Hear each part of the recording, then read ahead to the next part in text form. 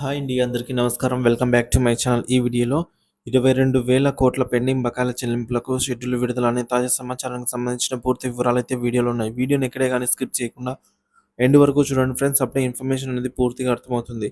Video చూస్తున్న ప్రతి ఒక్కరు వీడియోకైతే లైక్ చేయండి. ఈ వీడియోని తోటి ఉద్యోగ పెన్షనర్ మిత్రులతో అయితే షేర్ చేయండి. కొత్తగా మన ఛానల్ చూస్తున్న వారు సబ్స్క్రైబ్ చేసుకోకుంటే వెంటనే మన ఛానల్ అయితే సబ్స్క్రైబ్ చేసుకోండి. దీని ద్వారా నేను చేసే లేటెస్ట్ వీడియోస్ అన్నీ మీ వరకు రీచ్ అవుతాయి. ఇక ఆలస్యం చేయకుండా వివరాల్లోకైతే వెళ్ళిపోదాము. ఫ్రెండ్స్ ఇక విషయానికి వచ్చినట్లయితే ప్రభుత్వ ఉద్యోగుల పెండింగ్ బకాయిలపై కుదుర్చుకోవాల్సిన నిర్ణయం అండి. సో, ప్రభుత్వ ఉద్యోగులకు, విశ్రాంత ఉద్యోగులకు సంబంధించి పెండింగ్ బకాయిలు భారీగా ఉండటం వల్ల వీటి చెల్లింపులకు సంబంధించి ప్రభుత్వం తక్షణ చర్యలు తీసుకోవాలని ఉద్యోగ సంఘాలు డిమాండ్ చేస్తున్నాయి. గుంటూరు వైద్య కళాశాల ఆవరణంలో జరిగిన ఆంధ్రప్రదేశ్ ప్రభుత్వ ఉద్యోగుల సంఘం సమావేశంలో ఉద్యోగ సంఘాల నాయకులు ఈ అంశంపై గలమెత్తారండి. సో, ఉద్యోగ సంఘం డిమాండ్లు ఈ విధంగా అయితే ఉన్నాయి. ఆంధ్రప్రదేశ్ ప్రభుత్వ ఉద్యోగుల సంఘం జిల్లా అధ్యక్షుడు చాంద్ బాషా మాట్లాడుతూ, బకాయిల చెల్లింపుల షెడ్యూల్, ప్రభుత్వం ఉద్యోగులకు చెల్లించాల్సిన పీఆర్సీ, డీఏ, జీపీఎఫ్, ఏపీజీఎల్ఐ, అలాగే పీఎఫ్, సరెండర్ లీవ్ ఎన్కాష్మెంట్ బకాయిల మొత్తం సుమారుగా 25,000 కోట్ల వరకు ఉంది. అన్ని బకాయిలను ఒకేసారి చెల్లించడం సాధ్యం కాకపోయినా ప్రభుత్వం ప్రాధాన్యత క్రమంలో చెల్లించడానికి షెడ్యూల్ విడుదల చేయాలని డిమాండ్ చేశారు. ఈ షెడ్యూల్ ప్రకారంగా చెల్లింపులు అమలు చేయడమే ఉద్యోగుల న్యాయమైన అభ్యర్థన అని వివరించారు. ఇకపోతే రెండవది క్యాష్‌లెస్ ట్రీట్మెంట్.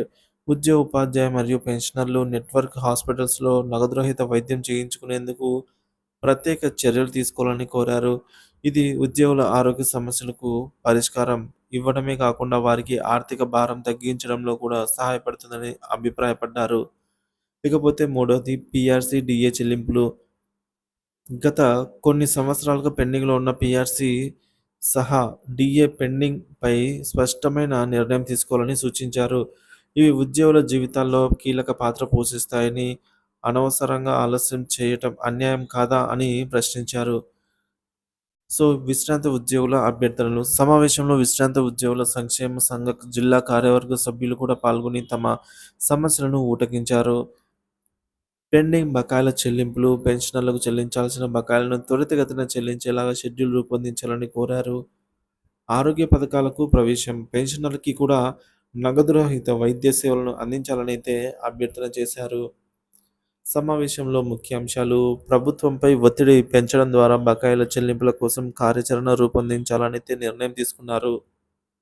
బకాయిల చెల్లింపులు మరియు ఆరోగ్య సేవల విస్తృత ప్ర విస్తృ విస్తరణపై మరింత స్పష్టత అవసరమని నొక్కి చెప్పారు. అన్ని ఉద్యోగ సంఘాలు కలిసిమెలిసి ప్రభుత్వానికి విజ్ఞప్తి చేయాలని తేల్చారు. సో, మొత్తానికి ఈ సమావేశం ద్వారా ప్రభుత్వ ఉద్యోగుల సంఘాలు ప్రభుత్వ స్పందనను వేగవంతం చేయాలనైతే కోరాయి. ప్రభుత్వ బకాయిలను చెల్లించడానికి షెడ్యూల్ ప్రకటించి, నగదు రహిత వైద్య సేవలను అందించేందుకు అమలుకు చర్యలు తీసుకోవడం ద్వారా ఉద్యోగులు, పెన్షనర్లు ఎదుర్కొంటున్న ఆర్థిక మరియు వైద్య సమస్యలను పరిష్కరించవచ్చు అనితే వీరు విశ్వసిస్తున్నారు. ఉద్యోగులు నమ్మిన ప్రభుత్వం తమ హక్కులను చట్టబద్ధంగా సమర్థించేలా ఆశిస్తున్నామని సమావేశంలో పాల్గొన్న నాయకులందరూ కూడా వ్యాఖ్యానించారు. సో, మొత్తానికైతే ఈ పెండింగ్ బకాయిలు ఎన్నైతే ఉన్నాయో 22,000 కోట్లకు సంబంధించి వీటికి సంబంధించి ఒక షెడ్యూల్ అయితే ప్రిపేర్ చేయాలి.